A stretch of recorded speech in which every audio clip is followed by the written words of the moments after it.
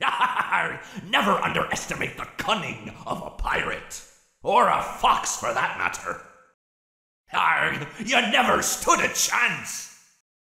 I came for ye booty. That be treasure, you know. I can't run like I used to, but I can pull myself apart just fine. So much more spacious in here. I may stay a while. That game was totally rigged! That's what you get for leaving me hanging. It's not my fault. I have these fat plastic fingers and can't press the buttons. Mr. Hugs got me again. If I get jump scared, you get jump scared. You won't get tired of dying, will you? Where's my beak? Lodged in your forehead, of course. You won't get tired of my voice, will you? Let's go somewhere more private, so I can eat you.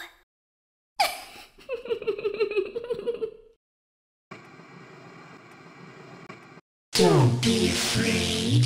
Soon you will look just like me. Beautiful. Now I get to play take apart and put back together. You won't feel a thing.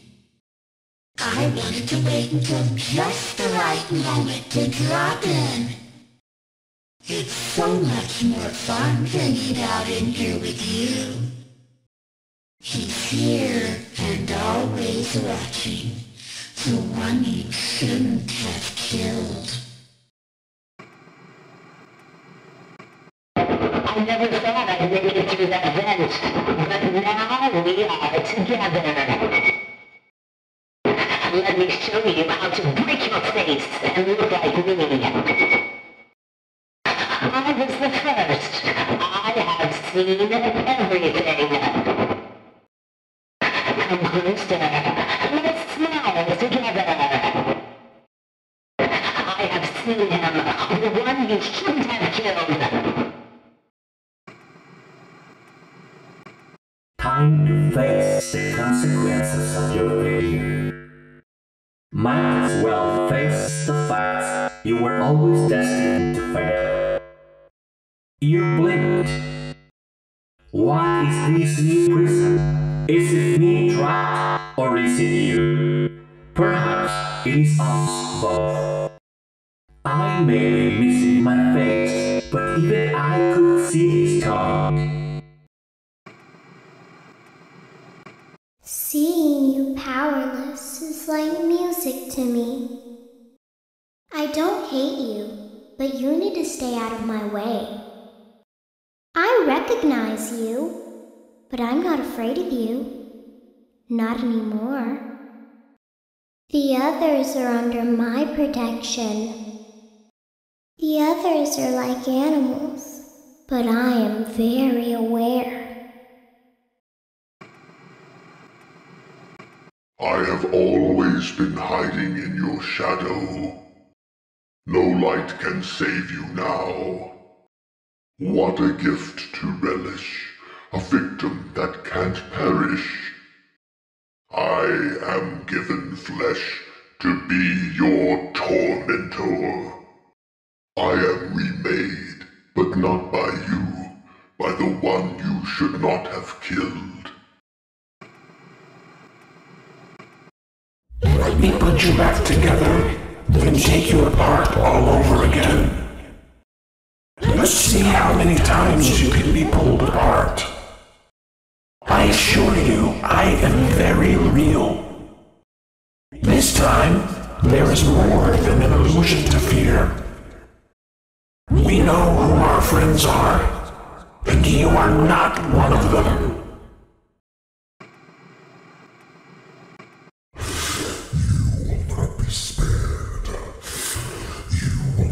Saved. The shadow fears me. I am your wickedness, made of flesh. I am here to claim what is left of you. I will vomit you back to relieve your horror.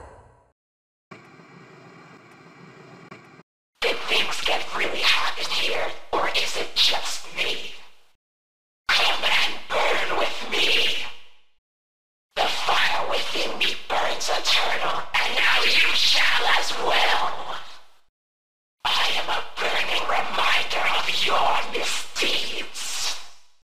Greetings from the fire, and from the one you should not have killed. This is a nightmare that you won't wake from. This time, death cannot save you. The nightmare is just beginning. Let's taste death again and again and again. I am the fearful reflection of what you have created. Come closer. Help me count my teeth.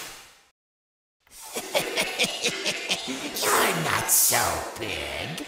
Just a bite-sized morsel. You knew I'd get you eventually. There just isn't room in here for both of us. Flash that light all you want. It can't save you now. I guess you forgot about me. Want to see the scooping room? Looks like something bad happened. I could hear you breathing. Admit it, you wanted to let me in. Why do you hide inside these walls? Don't be shy. These are strange circumstances that have brought us together. It seems you couldn't make it to my show, so I brought the show to you. Show times are on the hour, not a moment before and not a moment later. It's time to take your final bow. I'm sorry, but there was never enough room on this stage for both of us. A performance was demanded of me, and now I have delivered. Encore! I bet you weren't expecting me, were ya? Turn your back for 1 second and I'm like, wazoo! Ninja skills. You and I don't get to talk as often as I'd like. Everyone underestimates me, but then they turn their back and I'm like, boo! And they're like, what? Move over, Freddy Fazbear. Happy Frog is the new star of the show. We've only just begun. I will never let you leave. I will never let you rest. It seems that you have met a horrible demise, my friend. But, you know, these things happen in life. Life goes on. Not for you, obviously. You're dead. But it reminds me of a time I was having a conversation with my friend Orville. We were, where were we? I think we were by the river. We were sitting by the river and watching the fish leap over the falls. And I said to Orville, you know, sometimes I feel like a fish leaping over and over again, always trying to get somewhere, though I don't know where, only to find myself in the jaws of a beast. He, of course, looked at me, surprised, you know. Have you been in the jaws of a beast, friend? To which I said, no, of course not, Orville. I said, no. I simply meant that life can seem like a relentless endeavor to overcome meaningless obstacles, only to meet an equally meaningless fate regardless of your efforts, regardless of the obstacles you've passed. And Orville, he stood and proceeded to drape me with a picnic cloth, to which I asked him, I said, Friend, what are you doing?" He looked at me very concerned, really. "I feel like you've gotten too much sun." Indeed, indeed I had. He proceeded to pour me a glass of just ice-cold lemonade.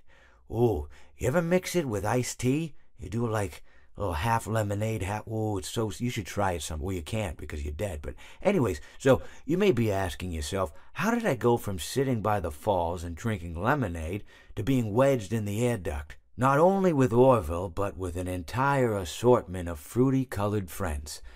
Well, there's really no good answer to that, but perhaps I met a demise of my own at some point, and this is my afterlife or my dream, whatever it might mean. I honestly don't know. Or maybe it doesn't mean anything at all.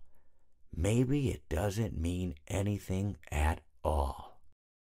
Well, it seems that your journey has ended. Very sorry about that. It was always going to end this way, of course. If it weren't by me, it would have just been by some other, terrible thing. Just, you could not imagine how terrible it would be. Just, I get scared thinking about it. I'm glad it's not me. It reminds me of a time I was speaking to my good friend Orville. We were sitting on a park bench watching the pigeons. I was on the left, he was on the... Oh, wait, was I on the right or left? Anyways, it doesn't matter. We were sitting on there watching the pigeons. And I said to Orville, "Friend, those birds are frozen." And he kind of looked at me like I'd lost my mind. But I reminded him that it was winter, and often birds will sit in a tree until they freeze. And then they sort of fall to the ground until the sun warms up and they can, move around again. So I said to Orville, "You might as well save those breadcrumbs until the birds thaw, because they can't very well enjoy them in the condition they're in." To which he asked what I meant, and asking what condition the crumbs should be in before he threw them to the birds, assuming that I meant the birds couldn't enjoy the breadcrumbs in the condition that the crumbs were in, when in fact I had meant the birds could not enjoy them in the condition that the birds were in, considering that the birds were frozen. So he took a moment and then threw his last handful onto the ground. I said to him, "Orville, why did you throw the breadcrumbs to the birds when I just told you they're frozen?" To which he responded, "The breadcrumbs are not frozen." Again, misunderstanding my words. I didn't mean to say that the breadcrumbs were frozen when I said I told you they're frozen. I'd been referring to the birds.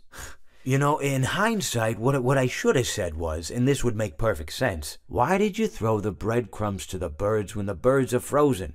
He misunderstood upon my correction, stating that he didn't know what else to do with the breadcrumbs, and that perhaps, when the birds thawed, they'd still be able to eat the crumbs. So I said to Orville, and this is what I said to him, I said, "Orville, the birds may be dead."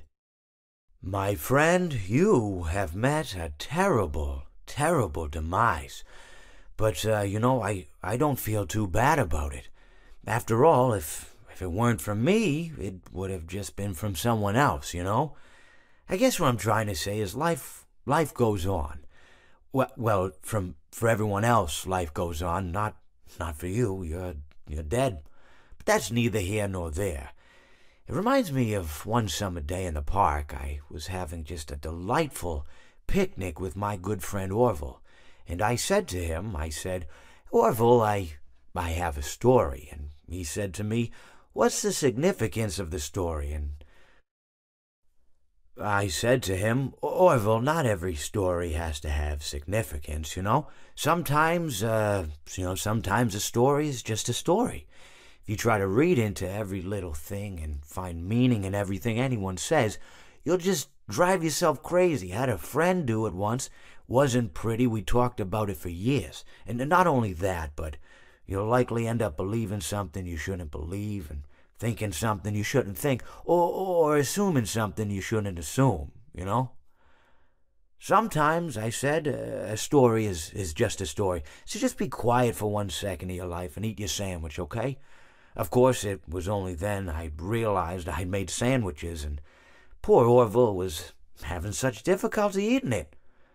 Elephants have those clumsy hands, Actually, I suppose that's the problem. They don't have hands at all, do they? They're they're all feet. And I couldn't imagine someone asking me to eat a sandwich with my feet. Now, if I recall correctly, there was a bakery nearby. I said to him, Orville, let me go get you some rye bread. Now, I'm unsure if elephants enjoy rye bread, but I assure you that Orville does.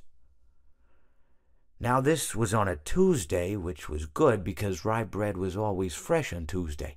They made sourdough bread on Monday and threw it out Wednesday, or rather they sold it at a discount for people wanting to feed the ducks, and then probably at the end of the day, finally, they threw it all out. I don't recall. I do remember a man who would bring his son to the bakery every Wednesday and then go feed the ducks. He would buy all of the sourdough bread. Of course, you're not supposed to feed the ducks sourdough bread at all. It swells up in their stomach and then they all die. At least that's what I've heard. I never saw any ducks die myself, but I did notice a substantial decrease in the duck population over the course of a few years. I just never thought to stop the man and tell him that he was killing the ducks by feeding them sourdough bread.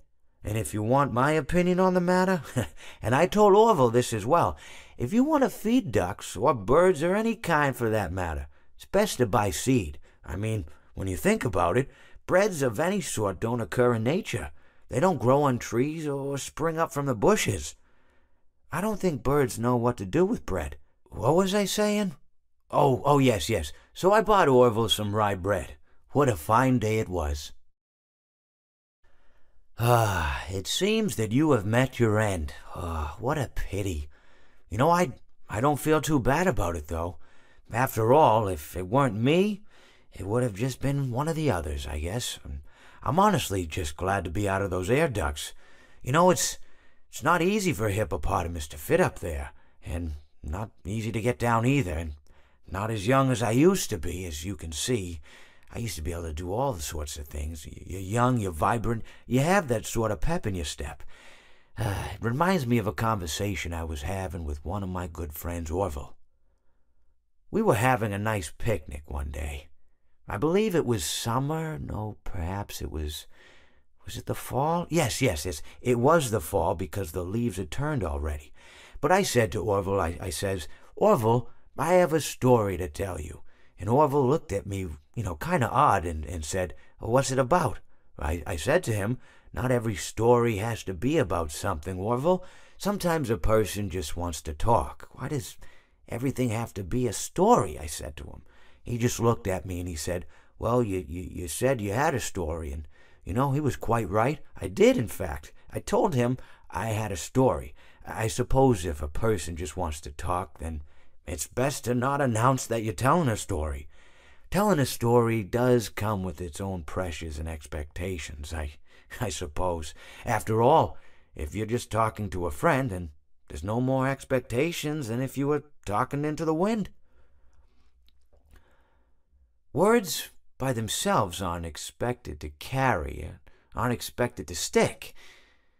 But if you announce you're telling a story, well then, there'd better be a point to it all, No one wants to sit and listen to someone ramble on and on and on with absolutely no end in sight. So, it's good to be mindful that when you tell someone that you're about to tell a story, that you have something to say. Telling someone that you're going to tell them a story is tantamount to asking them to stop what they're doing and pay attention. You're basically saying, hey, buddy, stop everything. Stop what you're thinking. I have a solution to everything. And, well, I didn't really have any story to tell. In hindsight, I probably just misspoke when I said that I had a story. I think it would have just been better to tell Orville that I wanted to tell him something rather than tell him that I had a story. But, even then, it might have put too much importance on the whole thing. Either way, it was quite a nice day. I remember that we were drinking tea. I consider it a dignified death. Not really. It was actually quite pathetic. If you sit by the river long enough, you will see the body of your enemy float by.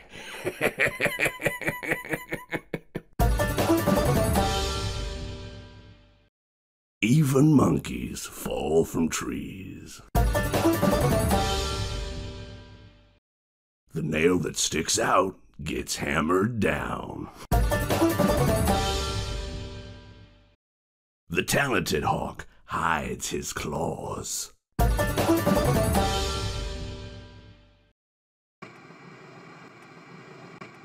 Don't you hate getting killed by obscure secondary characters?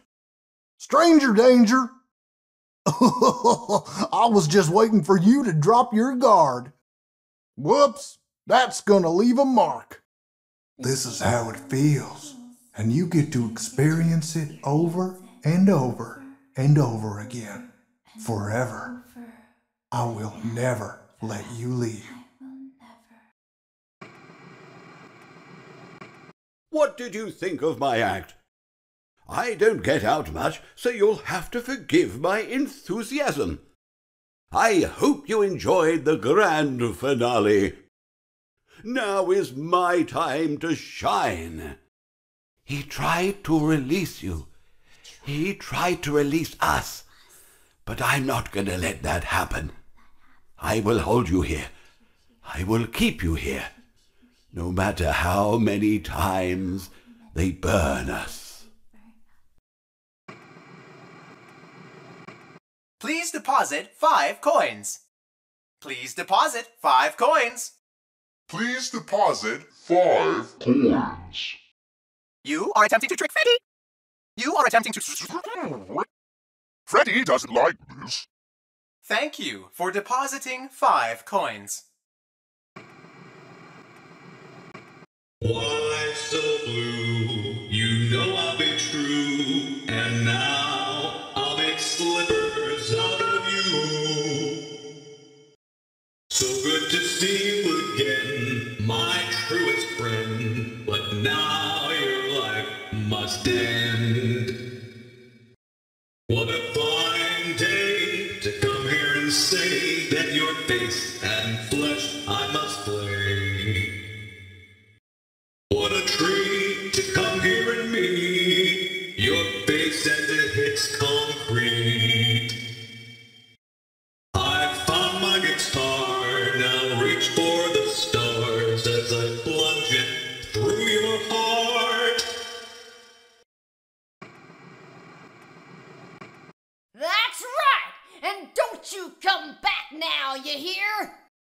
That'll teach you for trying to trick this old bird. Thought you could fool me with that sign, but I was too smart for you. I may not like wet floors, but the smell of fresh meat is just too enticing. Whoops, looks like you're the one that slipped up this time. Yar, what can I do for ya? Yarg, how may I be of service to ya? Yar, who touched me bird?